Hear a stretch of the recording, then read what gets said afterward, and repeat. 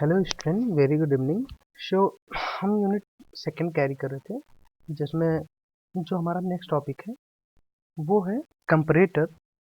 Comparator के बारे में हमें जो है इस लेक्चर में हम देखेंगे कि कंपैरेटर क्या होता है, किस तरीके से क्या उसका उपयोग है, ठीक है, क्या उसके लाभ और हानियां हैं और कौन से टाइप्स जो है जिनको हमें पढ़ना है।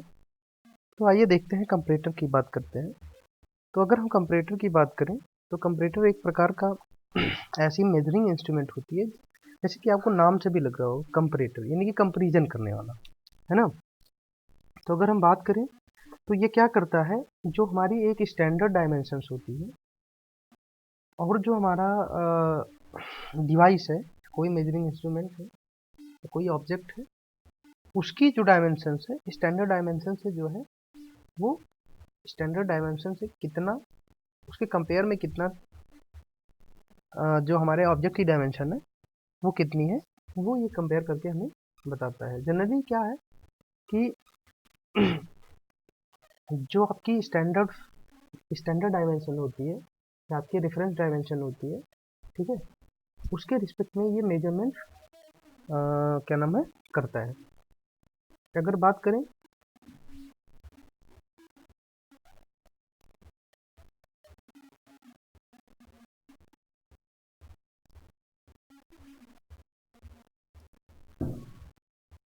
अगर हम जनरली बात करें, ठीक है, तो इनका उपयोग लंबाई और जनरली जो है अननोन जो आपके लीनियर डायमेंशंस होते हैं उनके बीच में जो छोटे छोटे डिफरेंस होते हैं उनको ज्ञात करने के लिए किया जाता है। और जो डिफरेंस होते हैं ये क्या करता है, पहले तो जो स्टैंडर्ड डायमेंशंस होता है उसके और जो आपका ऑब्जेक्ट है या जो आपका जिस भी जॉब का आपको डायमेंशन मेजर करना है और स्टैंडर्ड डायमेंशन दोनों के बीच में एक डिफरेंस जो है वो मेजर करता है। उस मेजर डिफरेंस को क्या करता है, मैग्नीफाई कर देता है। मैग्नीफाई मतलब बड़े स्केल पे शो कर देता है, तो हमें उसे रीड करने में कोई दिक्कत नहीं होती है। अब बात करें कि कंपैरेटर के क्या नाम है पार्ट्स की, तो इसमें जनरली क्या होता है, एक सेंसिंग डिवाइस या सेंसिंग प्रोब लगा रहता है जो कि स्टैंडर्ड डायमेंशन के अकॉर्डिंग सेट रहता है, और जो ऑब्जेक्ट होता है उससे वो कितना प्रोब जो है वैरी कर रहा है, तो उसके डिस्प्लेसमेंट को हम क्या बोलते हैं, कैलिब्रेटेड स्केल पे मैग्नीफाई करके देख लेते हैं कि कितना चेंज आ रहा है, ठीक है। तो बेसिकली अगर देखा जाए तो कंपैरेटर का जो मेन वर्क होता है वो ये होता है कि छोटा सा जो इनपुट डिस्प्लेसमेंट होता है उसको मैग्नीफाई करके या एम्पलीफाई करके एक एनालॉग स्केल पे उसे रिप्रेजेंट करना ही जो है कंपैरेटर का मेन काम होता है, ठीक है। जिससे कि हम जो वो जो चेंजेस हैं उसको एक्यूरेसी के साथ जो है वो पढ़ सकें। बात करें कि जो हमारा कंपैरेटर होता है उसके डिजायरेबल फीचर क्या है, मतलब कि ऐसे फीचर जो मस्ट होते हैं एक कंपैरेटर में और होने चाहिए, वो कौन कौन से फीचर्स हैं। तो पहला तो जैसे कि आपका जो स्टाइलस होता है या जो मेजरिंग प्रोब होती है, जो जिसकी डिस्प्लेसमेंट, जिसका जो क्या नाम है स्टैंडर्ड फाइल से जो चेंज है वो मेजर करना होता है, ठीक है। तो उसको क्या किसके थ्रू मेजर करते हैं, हम मेजरिंग स्केल के थ्रू, या जो आपका सेंसिंग डिवाइस होता है उसके द्वारा जो है मेजर किया जाता है। तो सबसे पहली रिक्वायरमेंट किसी कंपैरेटर की, हमारी किसी कंपैरेटर की सबसे पहली रिक्वायरमेंट जो है वो यही होनी चाहिए कि वो सेंसिटिव होना चाहिए। सेंसिटिव होगा तो थोड़ा सा भी जो चेंज होगा उसके लिए जो है वो हमें आगाह करेगा, रीडिंग देगा कि यहाँ पे ये चीज़ें चेंज हो रही या ये डायमेंशन जो है वो चेंज हो रही है। तो कहने का मतलब ये है कि जो मेजरिंग प्रोब है या मेजरिंग आपका सेंसिंग प्रोब है, वो जो है हमारा वो सुग्राही या सेंसिटिव होना चाहिए, ठीक है, जिससे कि वो कम से कम जो है 0.0025 mm तक की मेजरमेंट एक्यूरेसी के साथ कर पाए, ठीक है। जो रिकॉर्डिंग स्केल है कंपैरेटर का, वो हमारा जो है लीनियर होना चाहिए, ठीक है। जनरली जो है रिकॉर्डिंग स्केल जिस पे हम रिकॉर्डिंग वगैरह कर रहे हैं वो हमारा लीनियर होना चाहिए, ठीक है। बात करें कंपैरेटर की स्ट्रक्चर की, तो जो स्ट्रक्चर है वो सॉलिड होना चाहिए, दृढ़ होना चाहिए, रिजिड होना चाहिए, ठीक है। जो इंडिकेटर होता है उसकी एक और प्रॉपर्टी होनी चाहिए कि जब वो शून्य पे वापस जो है मेजरमेंट के बाद जब वो जीरो पे लौटता है, जीरो वैल्यू पे लौटता है, तो उसको तुरंत जो है स्टेबल हो जाना चाहिए। ऐसा नहीं है कि वो इधर उधर मूव करता रहे, जी स्टेबलाइज ना हो। ये एक अच्छे कंपैरेटर की सबसे मुख्य खासियत होती है कि मेजरमेंट के बाद जब वो शून्य वैल्यू पे पहुंचता है, जो आपका डायल होता है इंडिकेटर, तो वो इधर उधर की डायरेक्शन में जो है वो मूव ना करे। उसके बाद करें कि जो मेजरिंग प्लंजर होता है, ये जो रिकॉर्डिंग मैकेनिज्म है, ठीक है, जो मूवमेंट की रिकॉर्डिंग मैकेनिज्म है, उसमें कोई लैग ना हो, या जो आप जैसे कि मान लीजिए इन सब प्रोसेसेस में गियर्स इन्वॉल्व होते हैं, तो जो बैकलेस होती है वो यहाँ पे नहीं होनी चाहिए, ये इंश्योर करना चाहिए, ठीक है। उसके अलावा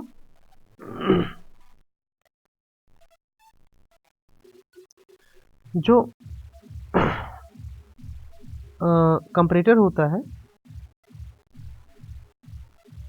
किसी प्रकार का जो है कोई परमानेंट हार्म ना पहुंचाए, इस प्रकार की जो है डिज़ाइन और फीचर्स के साथ सिक्योरिटी जो है वो एक अच्छे कंपैरेटर की रिक्वायरमेंट होती है। उसके अलावा बात करें तो जो कंपैरेटर है उसका रेंज, यानी कि किसी भी चीज़ को मेजर करने के लिए जो कंपैरेटर की रेंज होती है वो काफ़ी अधिक होनी चाहिए, बड़ी होनी चाहिए, ठीक है। बात करते हैं यूजेज ऑफ कंपैरेटर। तो हम कंपैरेटर का यूज़ कहाँ पे करते हैं? तो अगर मान लीजिए कोई भी जॉब है या कोई भी ऑब्जेक्ट है जिसका मास प्रोडक्शन कर रहे हैं, मतलब कि लार्ज स्केल पे उसका प्रोडक्शन हो रहा है, तो वहाँ पे हम जो हमारी स्टैंडर्ड डायमेंशंस है उसके कंपेयर में जो हमारा ऑब्जेक्ट बन रहा है उसकी डायमेंशन क्या है या कितना वेरिएशन आ रहा है, वो मेज़र करने के लिए हम कंपैरेटर का इस्तेमाल करते हैं। तो उससे हमारा जो हमारी सेट स्टैंड या स्टैंडर्ड साइज है उससे वो ऑब्जेक्ट या आप कह लें जॉब कितना वेरी कर रहा है वो कंपैरेटर हमारा बता देता है, ठीक है। उसके अलावा अगर मान लीजिए न्यूली बॉट जो है गेजेस हैं, तो उनके मेजरमेंट में भी कंपैरेटर का इस्तेमाल किया जाता है, ठीक है, उनके कैलिब्रेशन और मेजरमेंट के लिए, ठीक है। लेबोरेटरी स्टैंडर्ड के रूप में वर्किंग स्टैंडर्ड्स को कैलिब्रेट करने के लिए भी कंपैरेटर का इस्तेमाल किया जाता है, या जो इंस्पेक्शन गेज होते हैं, ठीक है, उनको कोरिलेट करने का काम भी जो है ये करता है, ठीक है। उसके अलावा सेलेक्टिव असेंबली की बात करें, जहां मशीनों का उनकी टॉलरेंस के आधार पे अलग अलग डिविजन्स बनाए जाते हैं। सेलेक्टिव असेंबली का मतलब ही यही हुआ कि मशीनों को अलग अलग कैटेगरी में डिवाइड कर देना, ठीक है। तो उसमें भी जो है वो कंपैरेटर का ही इस्तेमाल किया जाता है, और जो डिफरेंट किसी भी मशीन के आर्म होते हैं या जो उनके अंग होते हैं, ठीक है, उनका जो है टॉलरेंस के बेस पे 3 से अधिक भागों में, 3 श्रेणियों में जो है हम डिवाइड करते हैं, ठीक है। उसके अलावा अगर देखें यूज ऑफ कंपैरेटर, तो हमारा कंपैरेटर जो है कार्य को, वो कोई भी कार्य जो है वो खराब होने से रोकता है, ठीक है। और उत्पादन में जो डायमेंशनल क्वालिटी है या जो हमारा टॉलरेंस रिक्वायरमेंट है उसको कंप्लीट करने के लिए जो है हम कंपैरेटर का इस्तेमाल करते हैं, ठीक है। अब अगर बात करें advantage of comparator in comparison to measuring instrument, जो हम डिफरेंट टाइप के मेजरिंग इंस्ट्रूमेंट यूज करते हैं और हमारा कंपैरेटर उसमें क्या अंतर है वो आइए हम देखते हैं।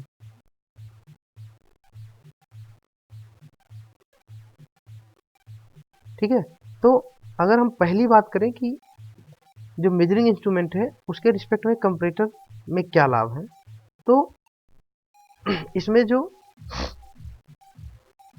हमारा कंपैरेटर होता है उसमें एक मैग्नीफिकेशन डिवाइस लगी रहती है, जिसके कारण जो मेजरिंग ऑब्जेक्ट होता है उसका ओट जो है वो एक बड़े क्या नाम है, मैग्नीफाई करने के बाद एक बड़े स्केल पे हमें नजर आता है, ठीक है।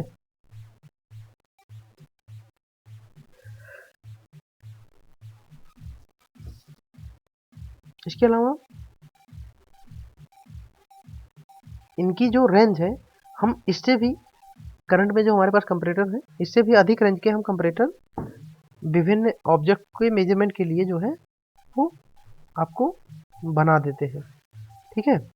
यानी कि अगर हम बात करें कि जो किसी भी ऑब्जेक्ट को मेजर करने के लिए कंपैरेटर इस्तेमाल किया जाता है उसके नंबर्स जो है इतने कम, या तो कम है या तो कोई है ही नहीं कि हम जो है इसको लार्ज स्केल पे मेजर कर पाएँ, ठीक है।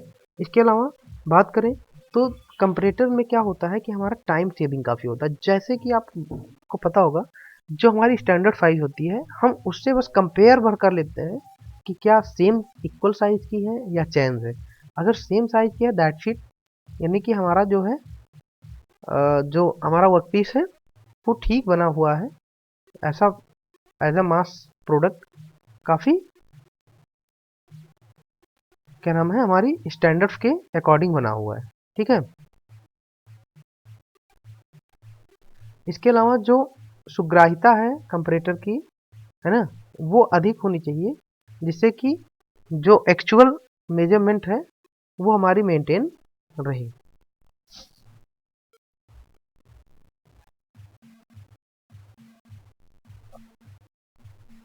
बात करते हैं कंपैरेटर की और लिमिट गेज और जो अदर आपके मेजरिंग इंस्ट्रूमेंट है उसमें क्या अंतर होता है बेसिकली। तो अगर हम देखें जो हमारा मेजरिंग इंस्ट्रूमेंट होता है उसमें हम किसी भी ऑब्जेक्ट का जो है मतलब कि डायरेक्ट और इनडायरेक्ट, प्रत्यक्ष रूप और अप्रत्यक्ष रूप से भी मेजरमेंट कर सकते हैं। लेकिन अगर लिमिट गेज की बात करेंगे तो लिमिट गेज आपको एक स्पेसिफिक रेंज प्रोवाइड करता है, जबकि कंपैरेटर क्या करता है कि किसी दो जो आपके कोई ऑब्जेक्ट होता है और जो स्टैंडर्ड ऑब्जेक्ट होता है उनके बीच में जो है कंपैरिजन करता है, ठीक है। दूसरा डिफरेंस देखें तो जो आपका मेजरिंग इंस्ट्रूमेंट होता है उसमें टाइम ज़्यादा लगता है मेजरमेंट में, ठीक है। अगर हम लिमिट गेज की बात करें तो मेजरिंग इंस्ट्रूमेंट की अपेक्षा थोड़ा कम टाइम लगता है, और जबकि अगर हम कंपैरेटर की बात करें तो इसमें सबसे सबसे कम टाइम जो है कंपैरेटर में लगता है। उसके बाद अगर मास प्रोडक्शन यूनिट की बात करें तो जो हमारा कंपैरेटर होता है और जो हमारा मेजरिंग इंस्ट्रूमेंट होता है उसमें क्या होता है कि वो बिल्कुल भी जो है मास प्रोडक्शन में यूज़फुल नहीं होता है। जबकि अगर हम बात करें लिमिट गेज की तो इनका ऑब्वियसली मास प्रोडक्शन में इनका इस्तेमाल किया जाता है, जैसे कि इंस्पेक्शन वर्क वगैरह में, ठीक है। लेकिन जो हमारा कंपैरेटर होता है इसका बहुत ही वाइटल रेंज से काफ़ी अधिक रेंज में जो है मास प्रोडक्शन यूनिट के मेजरमेंट में प्रयोग किया जाता है। नेक्स्ट जो है डिफरेंस, जो लिमिट गेज होता है, जो हम बात करें अगर लिमिट गेज की, ठीक है, तो लिमिट गेज हो गया या स्लिप गेज, इनके निर्माण के लिए जो है हम अदर मेजरिंग इंस्ट्रूमेंट का इस्तेमाल करते हैं, ठीक है।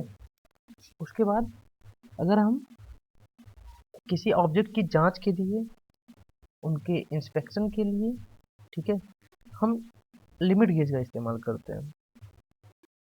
और गेज की जांच के लिए, ठीक है, उनके टेस्टिंग के लिए जो है हम कंपैरेटर का इस्तेमाल करते हैं।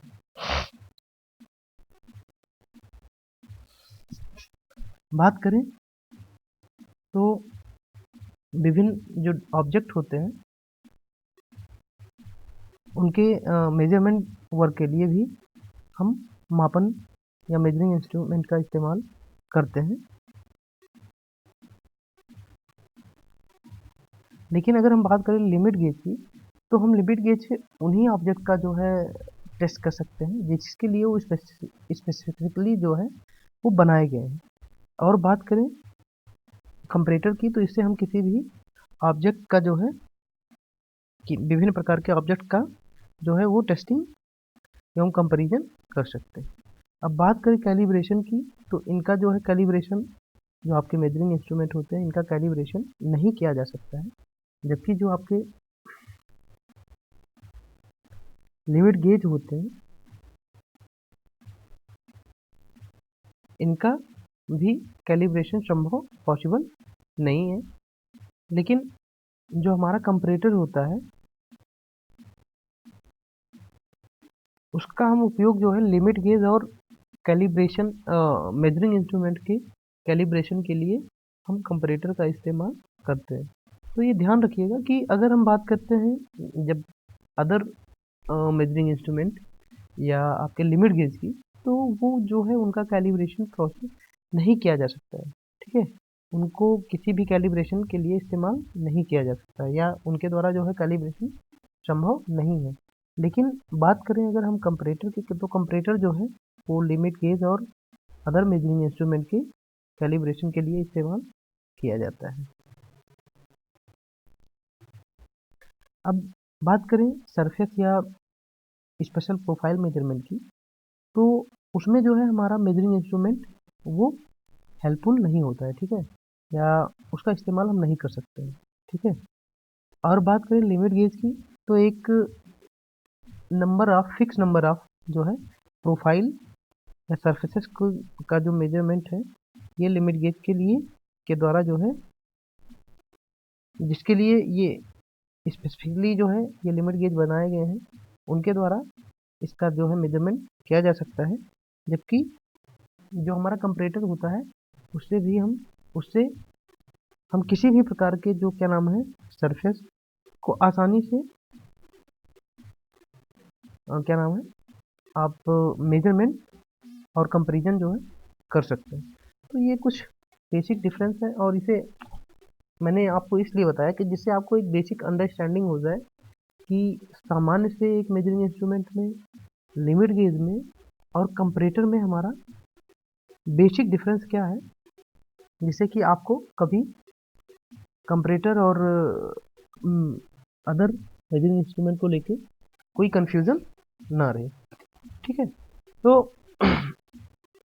अभी तक अगर हमने देखा इंट्रोडक्शन की कंपैरेटर होता क्या है, क्या मतलब होता है, किस लिए इस्तेमाल किया जाता है, इसके जो मेन कैरेक्टरिस्टिक होते हैं या डिजायरेबल फीचर होते हैं वो कौन से होते हैं कंपैरेटर के, इसका उपयोग कहाँ किया जाता है और इसके लाभ क्या हैं, ठीक है, फायदे क्या हैं कंपैरेटर के, जैसे कि वाइड रेंज हो गया, मैग्नीफिकेशन हो गया, ठीक है, इंस्पेक्शन एंड ऑब्जर्वेशन हो गया, ठीक है, और एक्यूरेटली मेजरमेंट, ये इसके कुछ जो है लाभ होते हैं।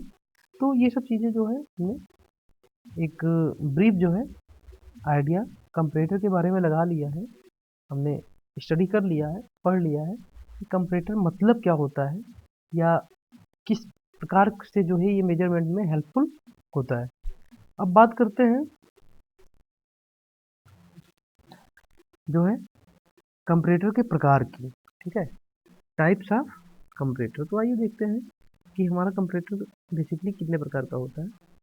बात करें अगर टाइप्स ऑफ कंपैरेटर की, तो जनरली होते तो कई प्रकार के हैं, लेकिन हमको इतना डिटेल्ड में कंपैरेटर के बारे में नहीं पढ़ना है। जैसे कि हमारा एक मैकेनिकल कंपैरेटर होता है, फिर ऑप्टिकल होता है जहाँ पे ऑप्टिक्स के प्रिंसिपल का इस्तेमाल करके जो है हम दो ऑब्जेक्ट का जो है या किसी भी ऑब्जेक्ट का रेफरेंस ऑब्जेक्ट के रिस्पेक्ट में मेजरमेंट करते हैं।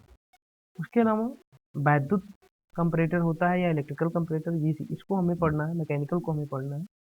उसके बाद होता है इलेक्ट्रॉनिक कंपैरेटर। इलेक्ट्रॉनिक कंपैरेटर के बाद जो है हमारा फ्लूइड डिस्प्लेसमेंट कंपैरेटर होता है। तो हम जो है इसको नहीं पढ़ने वाले। उसके बाद होता है pneumatic comparator, projection comparator, multi check comparator और ऑटो गेजिंग मशीन, ठीक है। तो ये बहुत ढेर सारे जो है आपको क्या नाम है क्लासिफिकेशन में टाइप्स दिए हुए हैं, बट हम जो पढ़ेंगे वो हमारा मैकेनिकल होगा, इलेक्ट्रिकल होगा, इलेक्ट्रॉनिक होगा और उसके अलावा न्यूमेटिक कंपैरेटर होगा। तो आइए देखते हैं मैकेनिकल कंपैरेटर। अगर मैकेनिकल कंपैरेटर की बात करें तो जो मैग्नीफिकेशन प्रोसेस होती है उसको हम डिफरेंट मैकेनिज्म का इस्तेमाल करके गेन करते हैं। जैसे कि आपका लीवर हो गया, या आपका लिंक्स हो गया, आपका गियर हो गया, पिनियन हो गया, पिनियन आदि। तो इनके सहायता से जो है मैग्नीफिकेशन का प्रोसेस होता है, ठीक है। अब अगर बात करें कि जो हमारे मैकेनिकल कंपैरेटर होते हैं उसको बनाने वाला व्यक्ति जो है उसका जो स्किल्स हैं और एक्यूरेसी वो काफ़ी अच्छी होनी चाहिए, ठीक है। उसके साथ साथ हम देखें तो जो मैकेनिकल कंपैरेटर हमारा है 250 से 300 और 250 से 1000 गुना जो है वो मैग्नीफिकेशन कर सकता है। अब अगर बात करें कि मैकेनिकल कंपैरेटर हमारा कितने टाइप का होता है या मैकेनिकल कंपैरेटर के कितने प्रकार होते हैं, तो अगर हम मैकेनिकल कंपैरेटर के टाइप्स देखते हैं,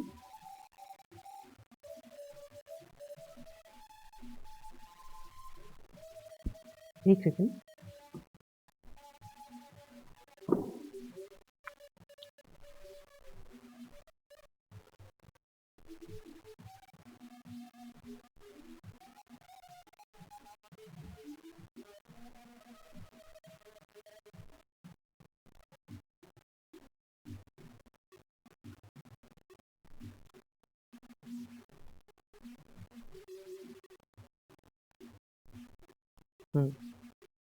चलिए देखते हैं कि हमारा मैकेनिकल कंपैरेटर कितने टाइप का होता है।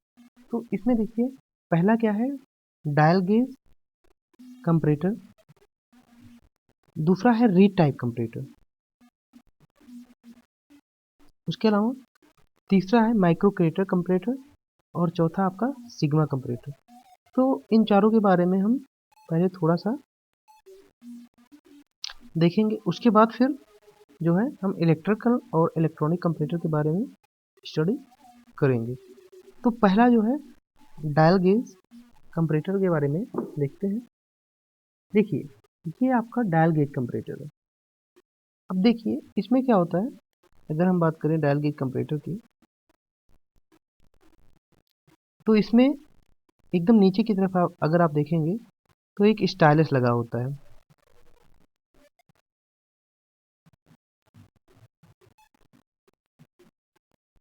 ठीक है। उसके बाद एक काउंटर, यानी कि काउंटर या जो आपकी चक्कर है, ठीक है, नंबर ऑफ चक्कर उनको काउंट करने के लिए एक काउंटर जो आप छोटी सी क्या नाम है देख रहे होंगे, छोटी सी सुई, आप ये देखिए इसको बोलते हैं चक्कर काउंटर, यानी कि कितनी बार ये सुई घूमी है उसको ये काउंट करता रहता है, ठीक है। तो अगर हम देखें तो इसमें हमको एक स्केल लॉकिंग यूनिट मिलती है। मतलब कि जहाँ पे भी हमारी मेजरमेंट कंप्लीट हो गई या जिस पे भी हमें मेजरमेंट लेना है, तो पहले हम क्या करते हैं कि स्केल लॉकिंग स्क्रू से हम लॉक कर देते हैं उस डायमेंशन पे। उसके बाद क्या होता है, एक चक्कर काउंटर होता है, और ये हमारी क्या है, ये बड़ी वाली जो आप बाहर देख रहे हैं ये मेन स्केल है हमारी, ठीक है। इसका एक खाना जो है 0.01 mm के बराबर होता है, ठीक है। और अगर हम बात करें कि जैसे ये 10 लिखा है, 20 लिखा है, तो ये जो 0 to 10 है, ये जो है आपका 0.1 mm के बराबर होता है, ठीक है। और अगर ये टोटल की बात करें तो ये 1 mm के बराबर, यानी कि एक चक्कर जो है हमारा 1 mm के बराबर है। तो ये चक्कर काउंटर जो है, अगर जैसे मान लीजिए एक बार हमने क्या नाम है यहाँ से कोई इनपुट दिया, जो कि जो सेंसिंग प्रोब है उसने सेंस किया, और उसके अकॉर्डिंग जो है हमारा 1.5 mm का डिस्प्लेसमेंट आ रहा है। तो ये जो हमारी बड़ी वाली सुई है, एक चक्कर पूरा काट जाएगी और दूसरे चक्कर में यहाँ तक 50 तक आएगी, ठीक है। और ये क्या करेगा, चक्कर काउंटर एक खाना आगे बढ़ जाएगा। मतलब एक खाना मतलब कि ये जो बड़ी वाली सुई है वो एक चक्कर काट चुकी है, ठीक है, और दूसरे चक्कर में वो 50 तक है।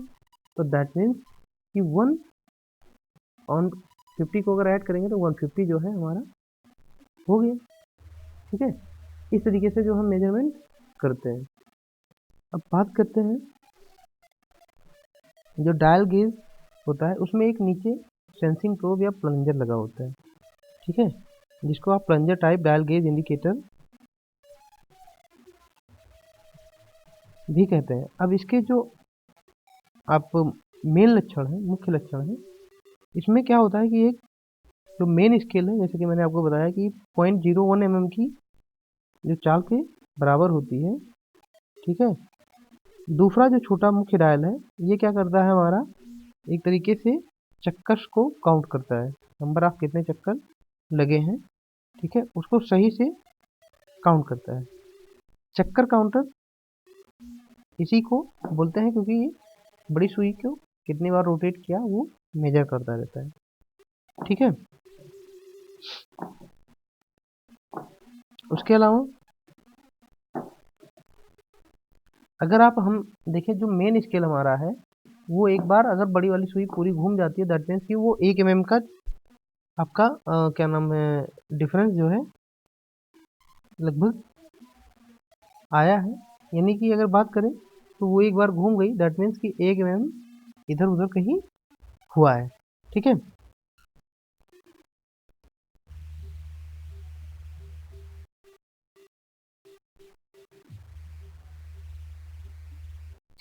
और बात करें अगर डायल गेज में हमारे पास एक ऐसा अरेंजमेंट होता है जिससे कि हम क्या करें, जो कैलिब्रेटेड डायल होता है वो किसी भी स्थिति में घुमाकर हम जो है 0 पर ला सकते हैं, तथा स्केल लॉकिंग स्क्रू द्वारा जो है हम स्केल को लॉक कर सकते हैं, ठीक है।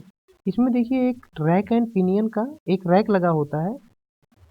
आइए देखें कि क्या नाम है जो मैकेनिज्म है वो किस तरीके से, डायल गेज की मैकेनिज्म किस तरीके से। तो देखिए यहाँ पे ये जो है, ये आप दांत वाले पोर्शन को देख रहे हैं, इसको रैक बोलते हैं, ठीक है। ये रैक लगा हुआ है और यहाँ पे नीचे प्लंजर लगा हुआ रहता है। उसके अलावा ये जो रैक वाला पोर्शन है, ये गियर G1 से कनेक्ट रहता है, और G1 और गियर G2 जो है सेम शाफ्ट पे होने की वजह से एक दूसरे से कनेक्ट रहते हैं। अब जो G2 है इससे कनेक्ट आपका एक गियर रहता है G3, जिसपे जो है पॉइंटर दिया हुआ है वो मेंटेन है, ठीक है। अब अगर बात करें कि मान लीजिए हमको कोई भी रीडिंग जो है वो लेनी है, किसी भी ऑब्जेक्ट की रीडिंग हमको मेजर करनी है, तो उसको क्या करेंगे, डायल गेज के नीचे प्लेस करते हैं। तो जैसे ही डायल गेज में थोड़ा सा भी डिफ्लेक्शन आता है, जो हमारा सेंसिंग नोड है उसमें थोड़ा सा डिफ्लेक्शन आता है, तो वो ऊपर की तरफ मूव कर जाता है। तो ऊपर की तरफ मूव करने पे ये रैक भी ऊपर की तरफ मूव करेगा। तो ये जो आपका गियर है ये क्लॉकवाइज घूम जाएगा, और जितना घूमेगा सेम शाफ्ट पे ही हमारा गियर G2 लगा रहता है। ठीक है, तो G2 भी सेम स्पीड से घूमेगा, बट जो G2 है वो बड़ा गियर है। ठीक है, तो G2 से क्या कनेक्ट रहता है, गियर 3, जिसपे आपका इंडिकेटर पॉइंट लगा होता है, जो कि क्या कहता है कि आपका जो आउटपुट रिजल्ट होता है उसको बताता है, दिखाता है। ठीक है,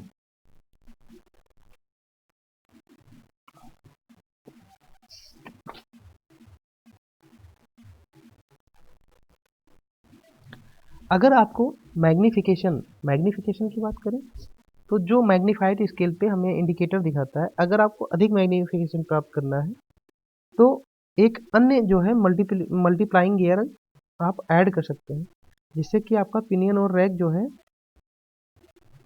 के बीच में संपर्क रहता है। यानी कि जो आपका ये रैक और पिनियन है, इसके बीच में आप एक गियर और प्लेस कर दें तो आपको और लार्ज स्केल पे आपको लार्ज स्केल पे मैग्नीफिकेशन प्राप्त होगा। अब यहाँ पे एक दिक्कत आती है, क्योंकि अगर गियर इन्वॉल्वमेंट है तो एक गियर में एक दिक्कत आती है बैकलैश की, है ना। यानी कि जो मीटिंग पॉइंट होते हैं जिसपे गियर एक दूसरे को मीट करते हैं, तो उसके अपोजिट डायरेक्शन में क्या होता है, दोनों गियर्स के बीच में थोड़ी सी गैप हो जाती है। वो हमारे ही आपके भी किसी के भी हो सकती है। ठीक है, तो उसके ग्राउंड के बीच पे जो है हम क्या करते हैं कि बैकलैश जो होता है उसको दूर करने के लिए, ठीक है, एक बड़ा सा जो है गियर रहता है, जो कि एक कमाने की सहायता से एक दिशा में घूम सकता है। ठीक है, अब डायल गेज का अगर हम बात करें कि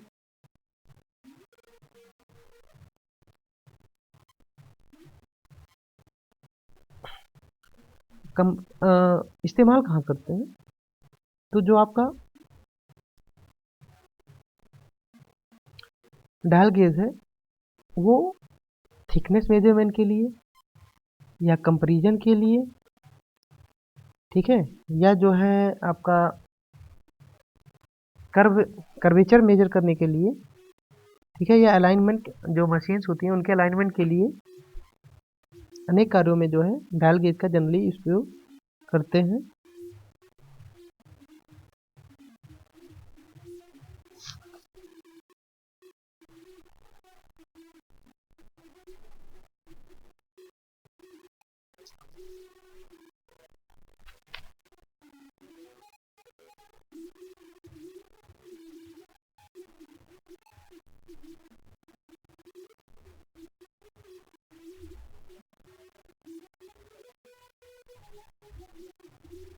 ठीक है, तो आइए देखते हैं एक और डायल गेज देखते हैं। इसमें जो है हमारा मैग्नीफिकेशन अधिक है। अब देखिए ये आपका स्टाइलस है या ये आपका सेंसिंग नोड है। ठीक है, तो जब भी ये सेंसिंग नोड ऊपर की तरफ प्रेस होगा तो ये क्या करेगा, ये जो आपका आर्म है इसको ऊपर ढकेलेगा। ये टोटल आर्म यहाँ पे हिंज है, ठीक है, पिवटेड है। तो जब ये आर्म ऊपर ढकेलेगा तो आपका ये इधर की तरफ मूव करेगा, है ना, आउटवर्ड डायरेक्शन में। तो इधर की तरफ मूव करेगा। अब यहाँ पे क्या है, आपका सेक्टर गियर लगा हुआ है। ठीक है, ये भी एक तरीके से समझ लीजिए कि रैक का ही काम कर रहा है। तो ये क्या करेगा, जो आपका पॉइंटर है उस पे जिस पिनियन पे लगा हुआ है उसको मूव कराएगा, है ना।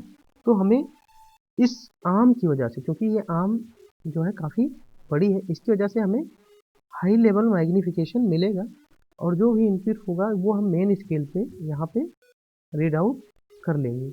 हमें किसी क्या नाम है, किसी भी जो ऑब्जेक्ट है उसकी थिकनेस या जो भी मेजरमेंट है वो हम यहाँ पे आसानी से रीड आउट कर पाएंगे। ठीक है,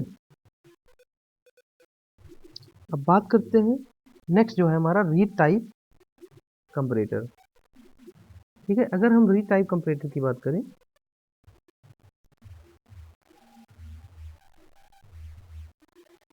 तो नेक्स्ट जो है हमारा वो रीड टाइप कंपैरेटर है। आइए देखते हैं रीड टाइप कंपैरेटर किस प्रकार से। देखिए ये है हमारा रीड टाइप कंपैरेटर। अगर हम बात करें रीड टाइप कंपैरेटर की, तो इसमें क्या होता है कि ये भी एक तरीके से एक मैकेनिकल कंपैरेटर है, क्योंकि इसमें मैग्नीफिकेशन के लिए मैकेनिकल मैकेनिज्म का इस्तेमाल किया गया है। इसमें क्या होता है, नीचे की साइड ये आप देख रहे हैं, ठीक है, यहाँ पे जो ऑब्जेक्ट है जिसको कंपेयर करना है, और ये आपका इनपुट विस्थापन, जो ऊपर की तरफ जब ये ऑब्जेक्ट जाएगा तो ये इनपुट विस्थापन हो जाएगा। ये आपका स्टाइलस है या मेजरिंग प्रोब जिसको बोलते हैं, इसको एम से जो है वो डिनोट करते हैं। और ये क्या होता है, ये मूव कर सकता है, ये मूवेबल है ना।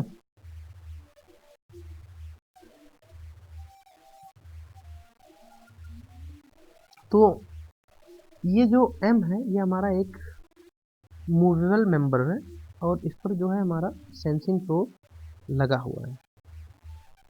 बात करें जो हमारा मूवेबल मेंबर एम है, वो क्या है, उसके सामने एक क्या नाम है, फिक्स मेंबर है एफ, ठीक है। तो अगर जो ये मेंबर है, मान लीजिए हमें डिस्प्लेसमेंट एक्स मिला, तो ये तो फिक्स रहने वाला है, ठीक है। और ये जो रीड है, ये क्या करते हैं, मूवेबल मेंबर को भी एफ के अगेंस्ट मूव करने से रोकते हैं। तो जैसे ही आपका इनपुट आया तो ये ऊपर की तरफ मूव करेगा, तो ऊपर की तरफ मूव करेगा तो आपका क्या होगा, एक दूसरा रीड होता है, इस रीड पे जो रीड डी है, इस पे आपका इंडिकेटर लगा हुआ है, ठीक है। तो जब ये मूव करेगा क्लॉकवाइज डायरेक्शन में, क्योंकि एम पे एक डिस्प्लेसमेंट मिलेगा, एम रोटेट कराएगा, तो रोटेट कराएगा इसके इस पॉइंट के थ्रू, ठीक है। तो जब रोटेट कराएगा तो ये क्या होगा कि आपका पॉइंटर जो है वो घूम जाएगा। दैट मीन्स कि जो आपको इनपुट मिला हुआ था वो क्या होगा, as a form of circular motion of indicator, वो आपको मैग्नीफाइड होके यहाँ स्केल पे आपको आउटपुट के रूप में गेन हो जाएगा, ठीक है। तो ये रही आपकी जो क्या नाम है, रीड टाइप कंपैरेटर की वर्किंग। अगर हम देखें तो चूंकि इसमें जो मैग्नीफिकेशन प्रोसेस होती है वो मैकेनिकल मैकेनिज्म के थ्रू होती है, तो इसलिए इसको हम मैकेनिकल की श्रेणी में रखते हैं। सेंसिंग जो प्रोब होती है वो मूवेबल मेंबर एम से लगे एक स्पेंडल लगा होता है, ठीक है। अब चल सदस्य जो एम है एक फिक्स्ड कंपोनेंट होता है एफ, उसके रिस्पेक्ट में जब एम जो है कोई डिस्प्लेसमेंट एक्स मिलता है, एक्स व्यास का कोई डिस्प्लेसमेंट मिलता है, तो वो डिस्प्लेसमेंट चलता है, ठीक है। तो डिस्प्लेसमेंट चलेगा तो ऊपर की तरफ मूव करेगा, ऊपर की तरफ मूव करेगा तो हमारा ये रीड जो है इसका अपोज करेगा।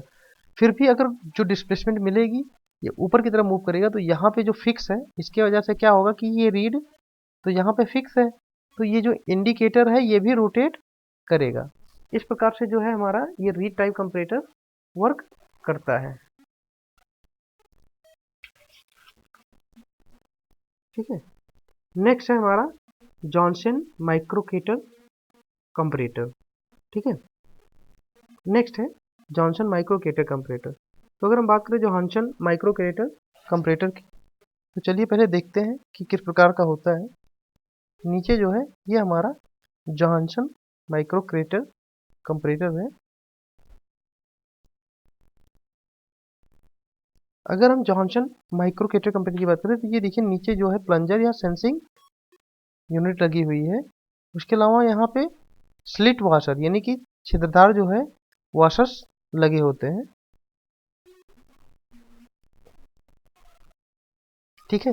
ये जो है ये बेल क्रैंक लीवर मैकेनिज्म है, और यहाँ पे जो है ये ट्विस्टेड जो है आपकी एक तरीके से ट्विस्टेड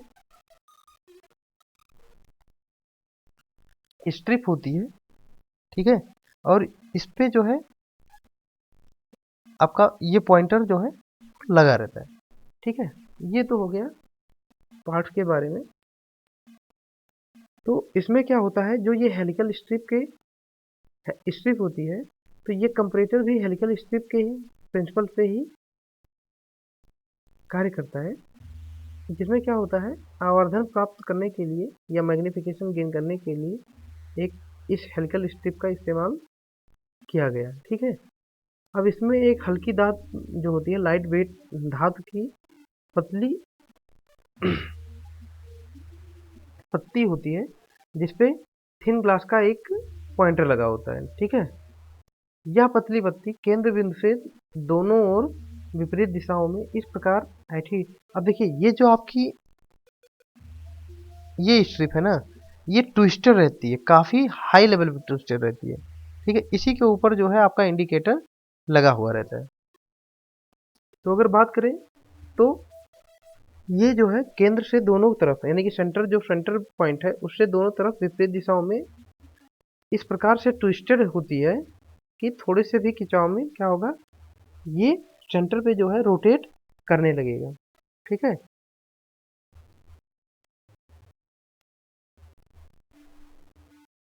अब देखिए ये जो आपका स्टाइलस है या सेंसिंग प्रोब है, ठीक है। अगर बात करें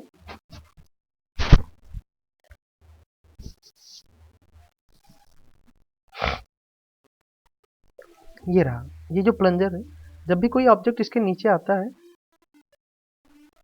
तो ये क्या करता है, ऊपर की तरफ मूव करता है। तो यहाँ से बेल क्रैंक लीवर जो है ये मूव करता है, तो बेल क्रैंक लीवर क्या करता है, इसको टाइट कर देता है। तो इसमें नंबर ऑफ ट्विस्ट जो है, ट्विस्ट वो बढ़ जाते हैं, मतलब थोड़ा सा और ट्विस्ट हो जाता है। तो ये जो आपका इंडिकेटर उसकी क्या नाम है, विड्थ पे लगा हुआ है, स्ट्रिप की विड्थ पे लगा हुआ है बीचों बीच में, ये थोड़ा सा भी डिफ्लेक्शन पाने पे तुरंत जो है मूव करता है, और जो हमारा डिस्प्लेसमेंट है वो हमें मैग्नीफिकेशन के रूप में हाईली मैग्नीफाइड डिस्प्लेसमेंट गेन हो जाता है, ठीक है, कैलिब्रेटेड स्केल पे। तो इस तरीके से जो है हम माइक्रोक्रेटर, जॉनसन माइक्रोक्रेटर का इस्तेमाल करते हैं। यहाँ पे देखिए, यहाँ पे एक कैंटिलेवर स्ट्रिप होती है। ये इससे क्या करते हैं कि हम एडजस्ट करके इसकी लेंथ को आगे पीछे कर सकते हैं।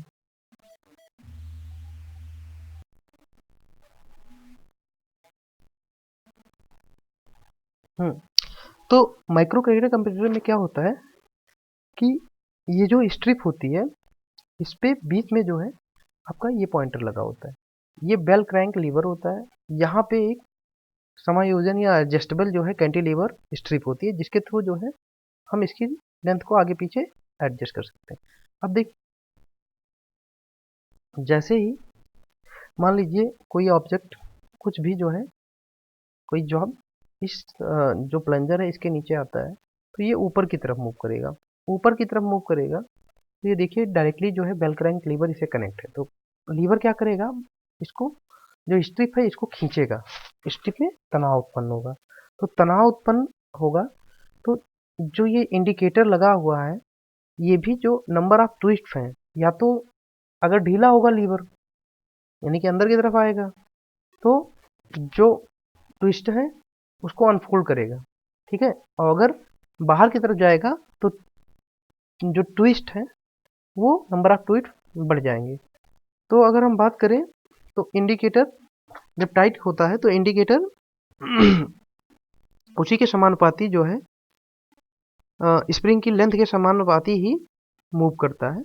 दैट मीन्स कि इनडायरेक्टली देखा जाए तो जो इंडिकेटर है वो आपका लेंथ के बढ़ने पे सेम डायरेक्शन में जो है समानुपातिक रूप में मूव करेगा और जो हमारा आउटपुट है उसको हम कैलिब्रेटेड स्केल पे मेजर कर लेंगे और हमें ये पता चल जाएगा, आसानी के साथ हम ये पता कर पाएंगे कि एक्चुअली में क्या लेंथ या क्या मोटाई उस ऑब्जेक्ट की थी जो उसके नीचे बैठा हुआ था, ठीक है, रखा हुआ था। चलिए, अगर हम बात करें तो ये जो स्ट्रिप्स होती हैं इस पे देखिए छोटे छोटे बिंदी नुमा दिख रहा है। ये क्या होता है,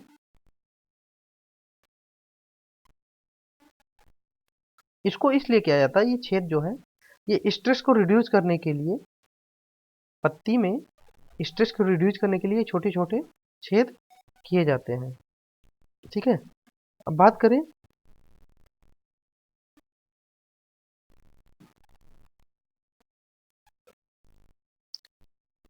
देखिए जो ट्विस्ट होता है जिसको हम डी थीटा से डिनोट कर रहे हैं, तो वो अगर उसका कंपेरिजन मतलब कि हम उसके लेंथ के रिस्पेक्ट में, चेंज इन लेंथ के रिस्पेक्ट में हमारा थीटा कितना चेंज हो रहा है, यानी कि जिस तरीके से जो स्प्रिंग की लेंथ है वो बढ़ रही है तो उसके रिस्पेक्ट में थीटा कितना घट रहा है या बढ़ रहा है, वो जो होता है वो समानुपाती होता है 1/b² एन के।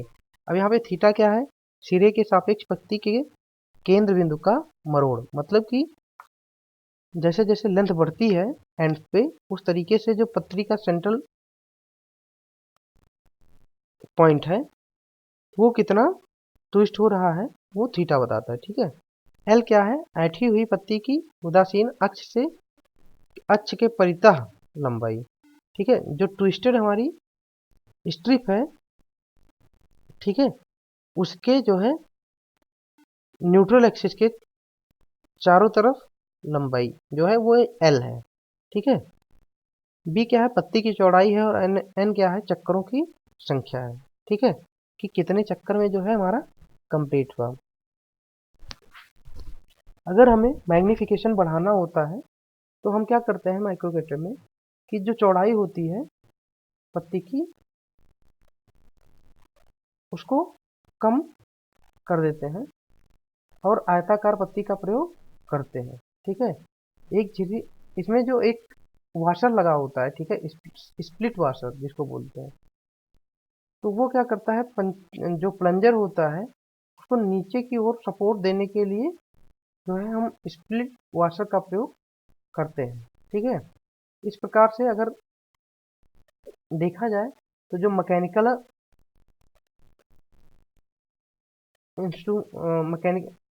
मैकेनिकल आपका इंस्ट्रूमेंट होता है उसमें जो वियर एंड टियर है वो कम होने के कारण 5000 गुना आवर्धन प्राप्त किया जा सकता है। अगर मान लीजिए आपका जो मैकेनिकल इंस्ट्रूमेंट है वो जो है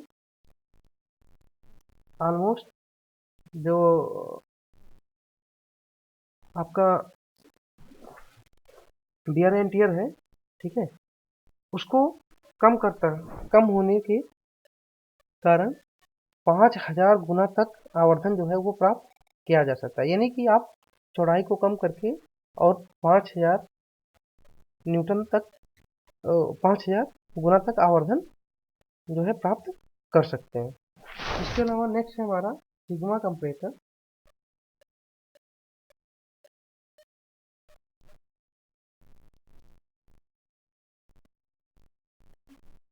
तो आइए हम नेक्स्ट के बारे में बात करते हैं जो कि हमारा है सिग्मा कंपरेटर। अब देखिए, अगर हम सिग्मा कंपरेटर की बात करें, उसके पार्ट की बात करें, तो ये तो हमारा हो गया डायफ्राम, ठीक है, और ये यहाँ पे एक झिरीदार वाशर लगा होता है प्लंजर के नीचे, ठीक है।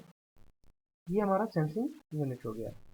उसके अलावा एक एडजस्टिंग स्क्रू लगा होता है। जनरली अगर हम बात करें मैग्नीफिकेशन की तो इससे हम 300 से 500 गुना तक जो है आवर्धन प्राप्त कर सकते हैं। इसमें कुछ स्पेशल प्रकार के कॉन्टैक्ट तथा अटैचमेंट के द्वारा हम क्या करते हैं कि स्क्रू थ्रेड का आंतरिक व्यास ज्ञात कर सकते हैं, ठीक है। अब देखिए, एक स्पेशल डिजाइन होती है जिसको बोलते हैं, इसमें क्या होता है, एक मूविंग मेंबर होता है और एक नाइफ एज जो इसके बगल होती है, और ये फिक्स मेंबर होता है, ठीक है, जिसको बोलते हैं क्रॉस स्ट्रिप हिंज। देखिए, ये एक चिमटे नुमा या फॉक्ड आर्म जो है ये है, और यहाँ पे एक ड्रम लगा हुआ है, और ये आपका इंडिकेटर है। इसको बोलते हैं फास्फर ब्रॉन्ज टेप, जो कि इसके ये लगा हुआ है, ठीक है। तो मान लीजिए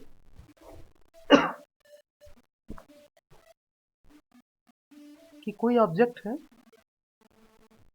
जो कि प्लंजर के नीचे जो है, जिसकी हमें थिकनेस मेजर करनी है, तो हम उसे क्या करते हैं, प्लंजर जो है ये आपका उसके नीचे प्लेस करते हैं, ठीक है। तो प्लेस करेंगे तो प्लंजर हमारा ऊपर की तरफ मूव करेगा।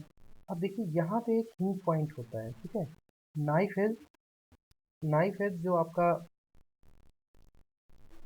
कनेक्शन है यहाँ पे, तो उससे क्या होगा कि जब ये ऊपर की तरफ मूव करेगा तो इसको क्या करेगा, साइड में मूव कराएगा, जैसे जैसे आगे बढ़ेगा।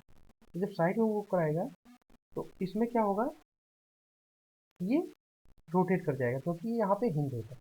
अब जैसे ही आगे ये रोटेट करेगा तो जो ये आपका क्रॉस स्ट्रिप हिंज होता है, ठीक है, तो चिमटे नीमा फोर्स फेस क्या करेगा, इसको रोटेट कराएगा। अब मान लीजिए इसकी लेंथ, जो आर्म लेंथ है वो एल है, तो जब इसको रोटेट कराएगा तो ये ड्रम आपका मूव करेगा, और ड्रम मूव करेगा तो ये आपका इंडिकेटर मूव करेगा। यानी कि जब ये ऊपर जाएगा तो ये क्या करेगा, नीचे आएगा और इसको घुमाएगा। तो घुमाने से ये मूव करेगा, और मूव करने से यहाँ पे ये जो आपका फास्फर ब्रांच टेप दिख रहा है, ये मूव करेगा, और ड्रम आपका घूमेगा। तो इंडिकेटर आपका जो है वो भी मूव करेगा। तो इससे क्या होगा कि जो मैग्नीफिकेशन है वो काफ़ी अधिक हो जाएगा, और हमें हाई लेवल मैग्नीफिकेशन गेन हो जाएगा, ठीक है। और जो भी रीडिंग होगी वो हम स्केल से पढ़ लेंगे, और हमें पता चल जाएगा कि जो ऑब्जेक्ट है उसकी हमारी कितनी थिकनेस है। अब अगर बात करें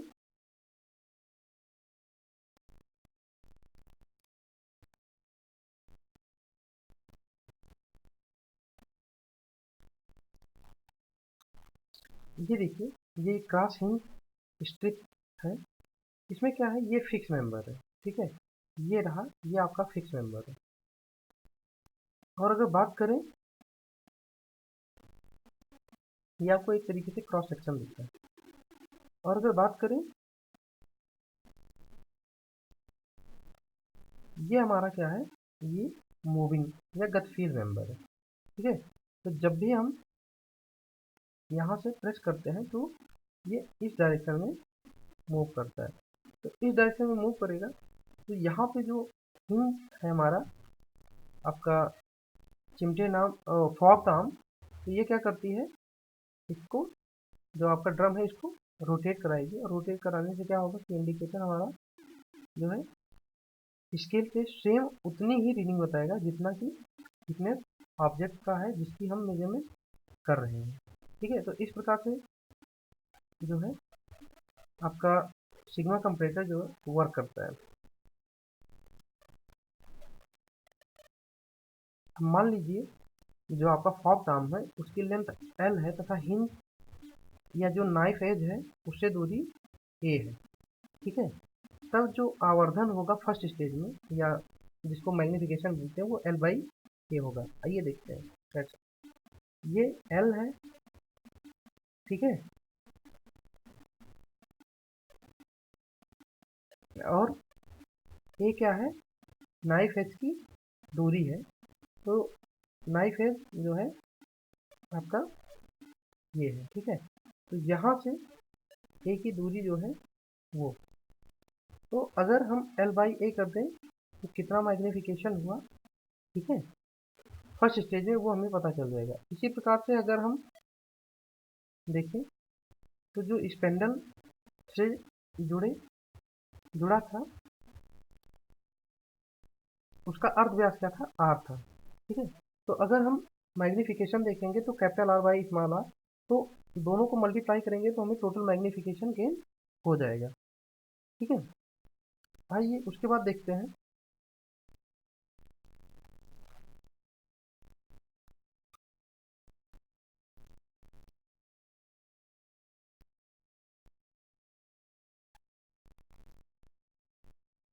मैकेनिकल, जो हमारा मैकेनिकल कंपैरेटर है उसका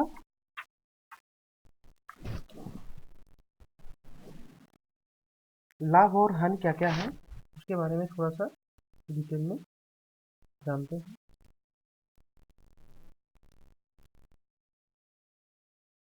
ठीक है, advantage and disadvantage of mechanical comparator. तो देखिए, जो आपका मैकेनिकल कंपैरेटर होता है ये मैकेनिकल प्रिंसिपल से जो है उपयोग करके बनाया होता है।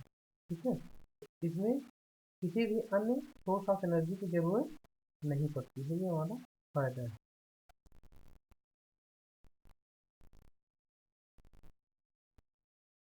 अब देखिए, हम अगर इनका वेट जो है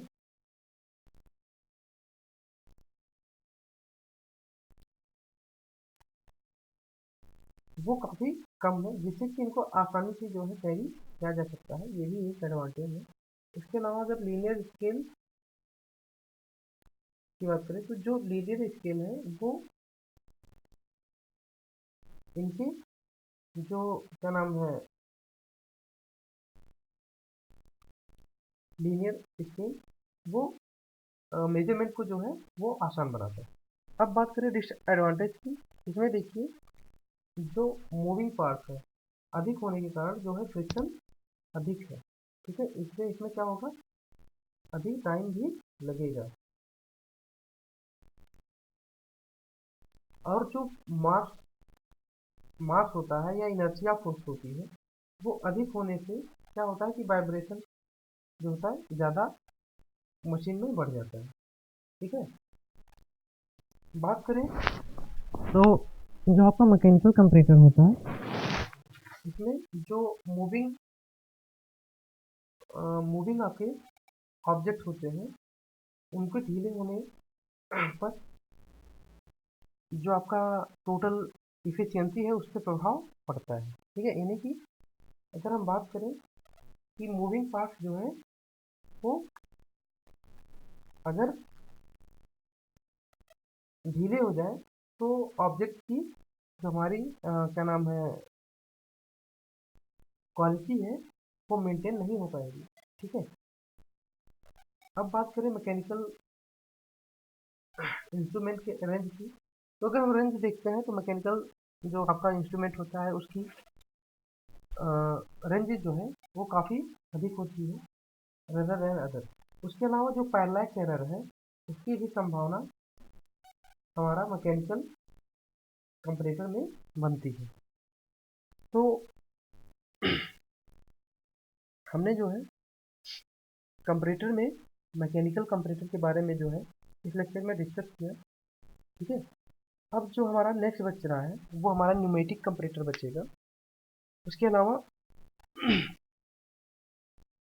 न्यूमेटिक के अलावा इलेक्ट्रॉनिक और इलेक्ट्रिकल कंपैरेटर जो है वो बचेगा।